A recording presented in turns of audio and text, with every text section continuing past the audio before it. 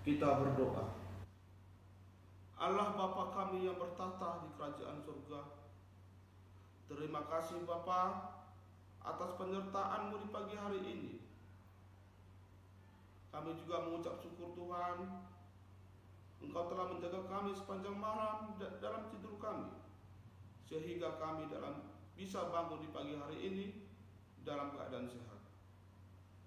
Tuhan, sebelum kami melakukan aktivitas kami di hari ini, izinkan kami untuk mendengar firman-Mu dan ajari kami selalu merendahkan diri. Jauhkanlah kami dari keangkuhan dan kesombongan pada diri kami. Bukakanlah hati dan pikiran kami agar kami bisa berbuat yang terbaik dalam hidup kami. Dalam nama Allah, Bapa dan Anak-Mu Yesus Kristus, kami telah berdoa. Amin. Shalom, selamat pagi jemaat yang dikasihi Kristus. Sebelum kita melakukan aktivitas kita di pagi hari ini, Sabtu 20 Mei 2023, alangkah baiknya kita terlebih dahulu mendengar firman Tuhan yang tertulis di Mazmur pasal 123 ayatnya yang ketiga. Beginilah bunyinya. Kasihanilah kami ya Tuhan, kasihanilah kami, sebab kami sudah cukup kenyang dengan penghinaan.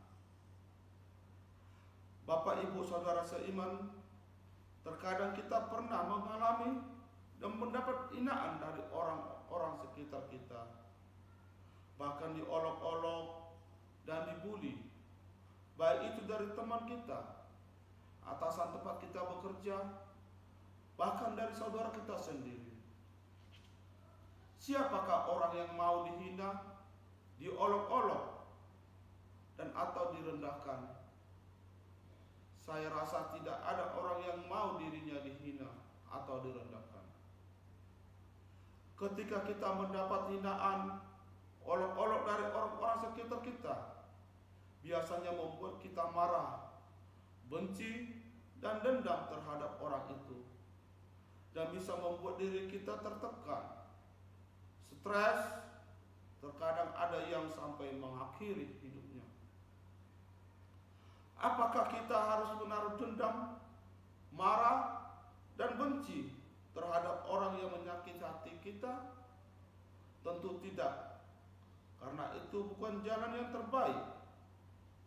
Sebab kalau kita membalas atau marah dan dendam, justru itu merugikan diri kita sendiri, yang bisa membuat kita sampai bertengkar. Yesus pernah berkata, berbahagialah kamu yang dibenci, ditolak, dihina, dan difitnah oleh karena Anak Manusia. Bersukacita dan bergembiralah, sebab sesungguhnya upahmu besar di surga. Karena para nabi pun telah diperlakukan demikian. Tuhan akan menunjukkan semua kasih dan pertolongannya kepada kita. Tuhan memberikan semua itu terjadi supaya kita mengerti proses hidup dan pada siapa kita harus berlindung saat badai menerpa kehidupan kita. Jangan takut, jangan benci, jangan marah, jangan dendam, dan jangan jadi seperti mereka.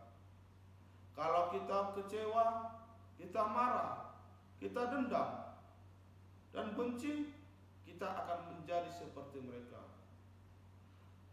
Amsal pasal 27 ayat yang ketiga mengatakan, batu adalah berat dan pasir pun ada beratnya, Tetapi lebih berat adalah sakit hati terhadap orang bodoh. Ulangan pasal 31 ayat 6 mengatakan, kuatkanlah dan teguhkanlah hatimu, janganlah takut dan jangan gemetar karena mereka, sebab Tuhan Allahmu, dialah berjalan menyertai engkau. Ia tidak akan membiarkan engkau dan tidak akan meninggalkan engkau. Tetapi ingatkan diri kita bahwa diri kita tidak pada tangan mereka. Rahasia diri kita ada di tangan Tuhan. Demikian juga pemazmur pernah mengalami hal yang serupa, yaitu penghinaan dan olok-olok. Bahkan bukan hanya sekali ia menerima penghinaan dan olok-olok. Sebab di ayat ini dia mengatakan, saya sudah cukup kenyang. Dengan kata kenyang berarti dia telah berulang-ulang menerima penghinaan itu. Tetapi pemazmur tidak marah, tidak berusaha untuk membalas benci atau dendam terhadap orang-orang yang menyakiti hati dia. Tetapi apa yang dilakukan pemazmur? Dia datang kepada Tuhan. Dia berkata, kasihanilah kami Tuhan, kasihanilah aku, sebab aku sudah cukup kenyang dengan penghinaan. Begitu juga dengan kita. Kalau ada menyakiti hati kita, merendahkan kita, jangan dendam, jangan benci, dan jangan membalasnya. Tetapi mari kita lakukan yang seperti pemazmur lakukan. Datang kepada Tuhan, berdoa kepada Tuhan, minta kepada Tuhan agar kita diberi kekuatan. Roma pasal 12 ayat yang ke-20 mengatakan, tetapi jika seterumu lapar, berilah dia makan. Jika ia haus, berilah dia minum. Dengan berbuat demikian, kamu menumpukan bara api di atas kepalanya. Dari ayat ini kita diajarkan Tuhan untuk tidak menaruh dendam terhadap orang-orang yang menyakiti hati kita. Tetapi kita diajarkan membalas kebaikan dengan orang-orang yang menyakiti hati kita atau musuh-musuh kita. Ada tipe-tipe orang yang sombong, yang suka menghina atau merendahkan orang lain karena dia merasa bercukupan di dalam ekonomi, sosial, dan mempunyai jabatan yang tinggi.